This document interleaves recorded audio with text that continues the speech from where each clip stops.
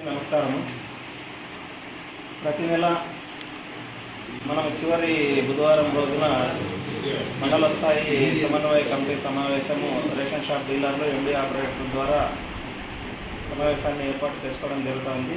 అదేవిధంగా ఈ నెలలో కూడా జూలై నెలకు సంబంధించి 1వ తేదీ నుంచి 17వ తేదీ వరకు నిత్యావసర సరుకులు పంపిణీ చేయ విషయమై మండల స్థాయిలో రేషన్ షాప్ డీలర్లు ఎండి ఆపరేటర్తో సమావేశం నిర్వహించుకోవడం జరిగినది.